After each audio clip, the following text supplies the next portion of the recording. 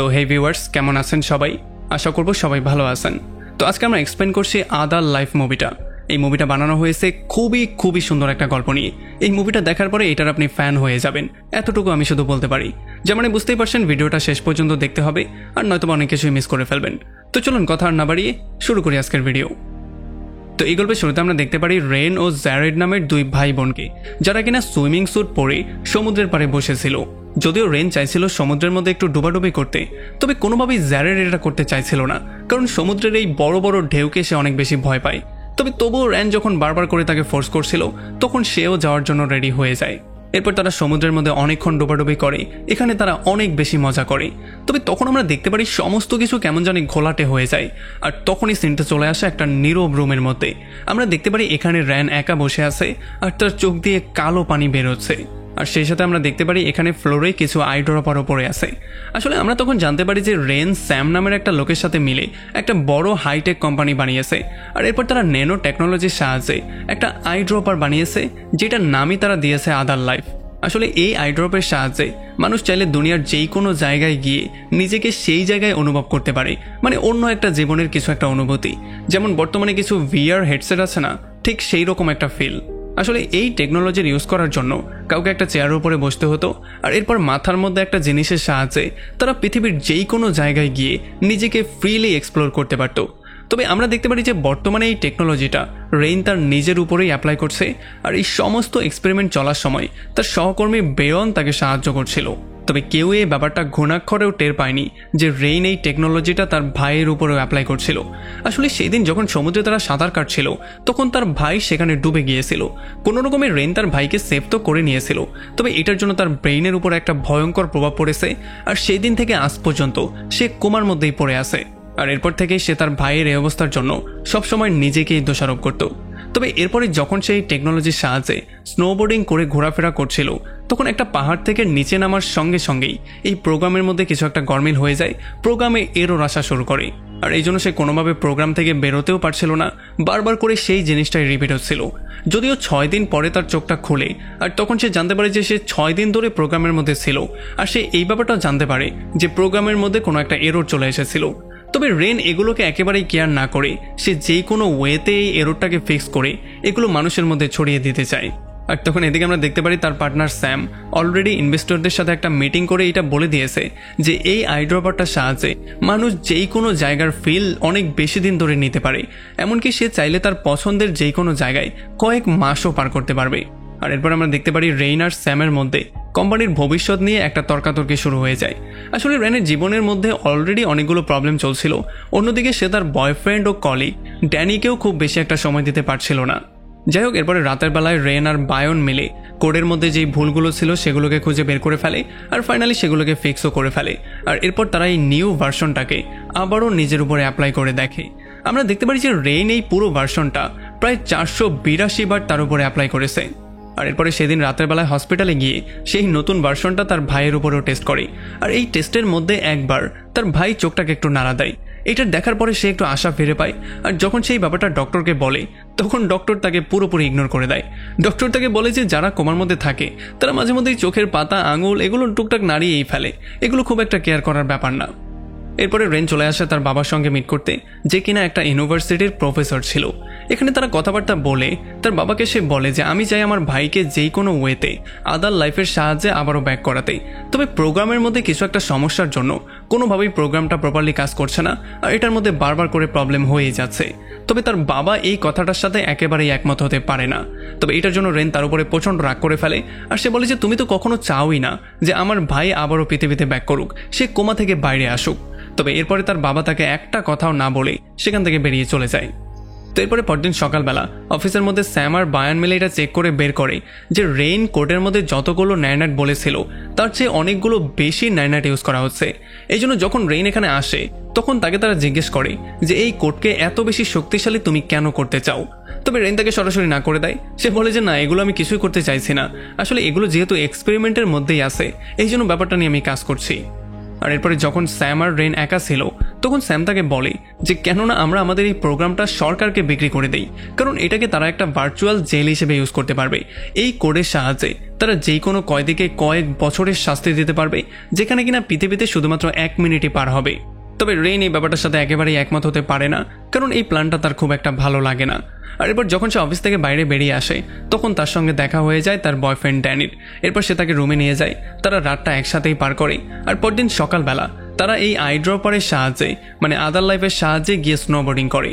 আর এগুলো করে ড্যানি অনেক বেশি হ্যাপি হয়ে যায়, এই ব্যাপারটা তার অনেক বেশি ভালো লাগে। তবে এরপরে রেইন চলে যায় ওয়াশরুমে ফ্রেশ হওয়ার জন্য, আর তখন ড্যানি এখান থেকে একটা আইড্রপার নিয়ে তার নিজের চোখের মধ্যে দিয়ে দেয়। তবে সে এই ব্যাপারটা জানতো না যে এই আইড্রপারটা রেইন স্পেশালি তার ভাইয়ের উপরে ইউজ করার জন্য বানিয়েছে।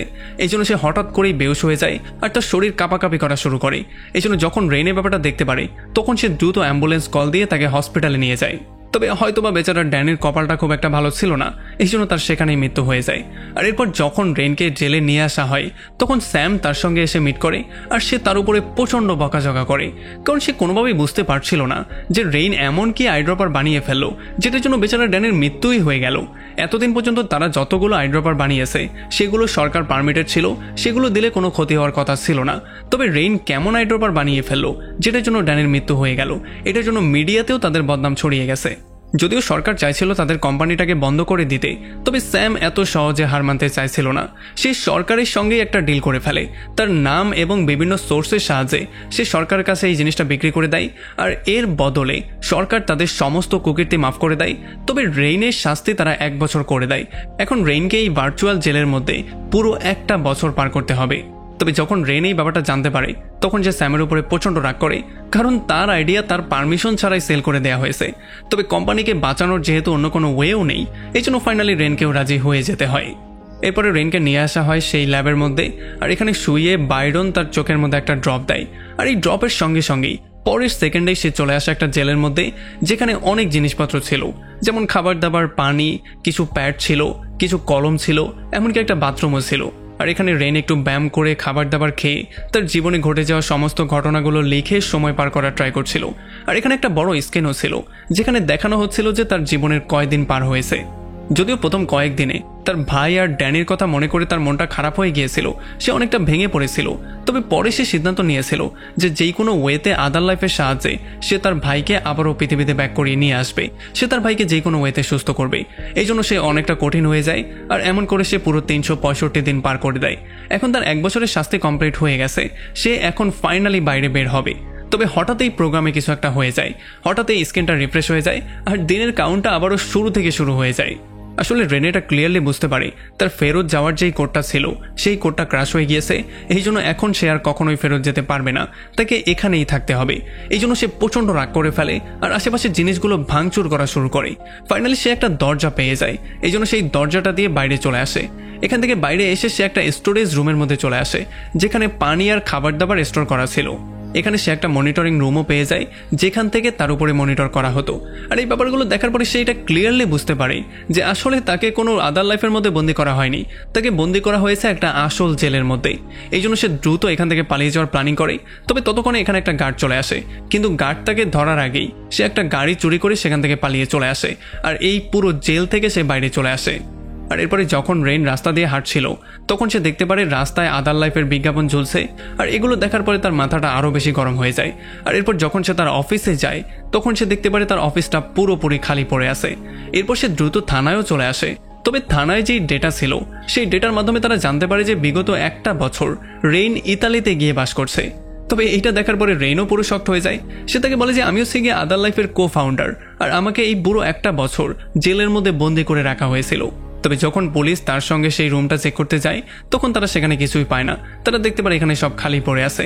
এগুলো দেখার পরে পুলিশ আর তার কথায় বিশ্বাস করে না, আর তাকে বাসায় ব্যাক করতে বলে তারা সেখান থেকে চলে যায়। আর রেইনও এই ব্যাপারগুলো বুঝতে পারছিল না যে এখন সে কোথায় যাবে, কি করবে, কার উপরে সে বিশ্বাস করবে।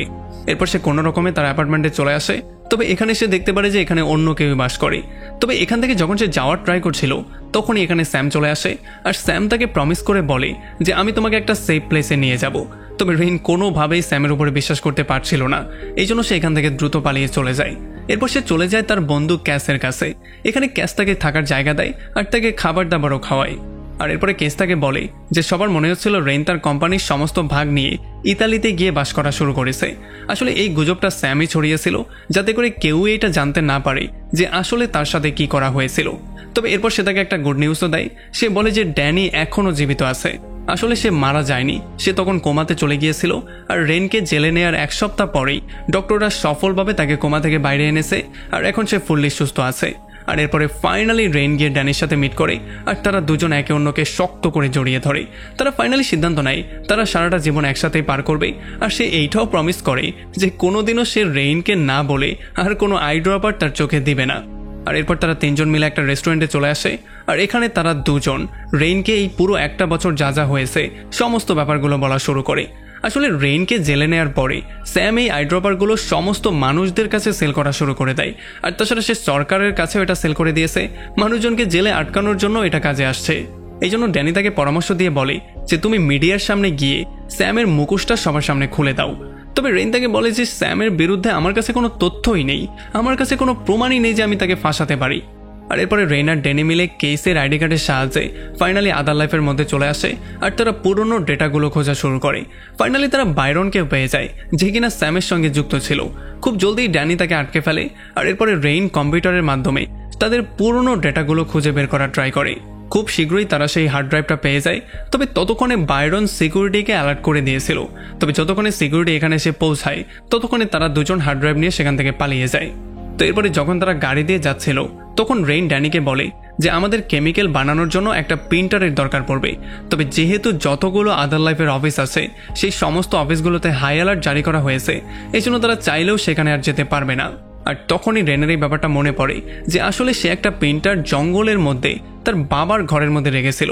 এই জন্য তারা দ্রুত চলে আসে জঙ্গলের মধ্যে। আর এখানে এসে তারা দেখতে পারে ঘরটা পুরোপুরি খালি পড়ে আছে। এই জন্য তারা খুব দ্রুতই কাজ করা শুরু করে দেয়। রেইন সারা রাত কাজ করে কেমিক্যাল বানানোর কাজ শুরু করে দেয়। তবে হঠাৎই মাঝখানে সে ঘুমিয়ে পড়ে। আর পরদিন সকালবেলা যখন তার বাবা বাসায় ব্যাক করে তখন রেইন তার বাবাকে সমস্ত সত্যিটা বলে দেয়। আর এইবার তার বাবা তার কথায় বিশ্বাস করে তাকে সাহায্য করার সিদ্ধান্ত নেয়। আর এরপর রেইন কঠোর পরিশ্রম করে ফাইনালি আদার লাইফের একটা কেমিক্যাল বানাতে সক্ষম হয়ে যায় যেটা ছিল আদার লাইফের প্রোটোটাইপ। এরপর সেই কেমিক্যালটা নিয়ে হসপিটালে চলে আসে আর সে তার ভাইয়ের চোখের মধ্যে কেমিক্যালটা দিয়ে দেয়। তবে দেওয়ার সঙ্গে সঙ্গেই যেন একটা মিরাকেল হয়ে যায়। আমরা দেখতে পারি তার ভাই চোখ খুলে ফেলে আর সে একেবারে হুঁশে চলে আসে। তবে হঠাৎই আবার তার কি যেন একটা হয়ে যায় আর সে মিগি রোগীর মতো কাঁপা শুরু করে। আর এই ব্যাপারটা দেখার পরে রেইন কোনোভাবেই কিছু বুঝতে পারছিল না। এই জন্য সে নিজেই প্লাগটাকে খুলে ফাইনালি তার ভাইকে একটা সহজ মৃত্যু দেয়। আর যখন এই সমস্ত ব্যাপারগুলোতে রেইন প্রচণ্ড আপসেট হয়ে গিয়েছিল তখন সে শুনতে পারে যে তার শরীরের মধ্যে কিছু একটা চেঞ্জ হচ্ছে, তার মাথাটা ঘুরছে আর বাইরন তাকে বারবার করে তোলার ট্রাই করছে। আর তখন এই ব্যাপারটা আমরা জানতে পারি যে আসলে রেইন কোনোদিন সেই জেল থেকে পালায়নি, এটা ছিল আদার লাইফের একটা গ্লিচ। আসলে রেইন এখান থেকে বেরিয়ে যেই সমস্ত কাজগুলো করেছে, মানে এই ওয়ার্ল্ডে যত কিছু করেছে সেগুলো রিয়েল দুনিয়ার ছিল না, সেগুলো ছিল আদার লাইফেরই। এরপর আমরা দেখতে পারি রেইন একটা সমুদ্রের পাড়ে একা বসেছিল আর এরপর সে পানির মধ্যে নেমে আস্তে আস্তে করে সমুদ্রের মধ্যে তলিয়ে যায়। তবে এরপরে হঠাৎই কিছু অদ্ভুত রকমের প্যাটার্ন চলে আসে আর আমরা দেখতে পারি রেইন তার চোখটা খুলে ফেলে। আসলে রেইন এখন পর্যন্ত সেই চেয়ারেই বসা ছিল আর সে তার কোম্পানির মধ্যেই ছিল। এরপর সে চলে আসে স্যামের সঙ্গে মিট করতে। সে কোম্পানি সামলানোর সমস্ত দায়িত্ব স্যামকে দিয়ে দেয় আর এটার সমস্ত প্যাটার্ন সে নিজের নামে করে নেয়। আর এরপর সে চলে যায় ড্যানির ফিনারেল করার জন্য। আর এরপরে ড্যানির ফিনারেল শেষ হওয়ার পরে তারা চলে আসে বাইরনের কাছে। এখানে বাইরন তাদেরকে দেখায় যে যখন রেইন জেলের মধ্যে ছিল তখন তার ব্রেইনের একটা পার্টে কেমিক্যাল রিয়েকশন হয়েছিল, এই জন্যই সে জেল থেকে পালাতে সক্ষম হয়েছিল। এটা দেখার পরে স্যাম অনেক বেশি এক্সাইটেড হয়ে যায় আর সে রেইনের উপরে আরও একটা টেস্ট করতে চায়। তবে এইবার রেইন কোনোভাবেই রাজি ছিল না, সে আর এই খেলার মধ্যে যেতে চায় না। তবে এইবার স্যাম জোর করে রেইনকে ধরে তার চোখের মধ্যে কেমিক্যাল দিয়ে দেয় আর তাকে আবারও জেলের মধ্যে বন্দি করে দেয়। তবে এইবারও রেইন কোনোভাবে জেল থেকে পালিয়ে আবারও আসল দুনিয়ায় ব্যাক করে আর তার চোখটা খুলে ফেলে। এরপর সে তার নিজের চোখ থেকে কিছু আইড্রপার নিয়ে জোর করে স্যামের চোখের মধ্যে দিয়ে দেয়, কারণ এইবার সে প্রতিশোধ নিতে চায়। আর এইবার স্যাম চলে যায় সেই জেলের মধ্যে যেটা কিনা পুরোপুরি লুপে চলছে। তবে তখনই হঠাৎ করে সিস্টেমের মধ্যে সমস্যা হয়ে যায় আর এটার জন্য স্যাম একেবারে মৃত্যুর দ্বারপ্রান্তে চলে যায়। তবে রেইন কোনোভাবেই তার শাস্তি কমপ্লিট না হওয়া পর্যন্ত তাকে পৃথিবীতে আনতে চাইছিল না। এই জন্য ফাইনালি পুরো একটা বছর স্যাম সেই জেলের মধ্যে পার করার পরে যখন সে চোখটা খুলে তখন সে এটা ক্লিয়ারলি বুঝতে পারে যে এতদিন রেইনের উপর দিয়ে কি গিয়েছে। আর একেবারে লাস্টে আমরা দেখতে পারি রেইন তার বাবার সঙ্গে হসপিটালে যায় আর তার ভাইয়ের স্পার্ক প্লাগটা খুলে দিয়ে তার ভাইকে একটা সহজ মৃত্যু দেয়। এরপর সে চলে আসে সেই বিচের মধ্যে, যেই বিচের মধ্যে সে তার ভাইয়ের সঙ্গে খুবই ভালো সময় পার করেছিল, আর সেগুলোকে মনে করেই সে তার ভাইকে স্মরণ করে। আর এমন একটা ইন্টারেস্টিং পয়েন্টে এই পুরো মুভিটা এখানে শেষ হয়ে যায়। তো আমাকে কমেন্ট করে জানান কেমন লাগলো ভিডিও। যদি ভালো লাগে তাহলে অবশ্যই একটা লাইক করবেন, আর যদি এখনও আমাদের চ্যানেলটা সাবস্ক্রাইব করে না থাকেন তাহলে প্লিজ করে ফেলুন। তো আমাদের দেখা হবে অন্য কোনো ভিডিওতে অন্য কোনো একদিন। Till then, take care.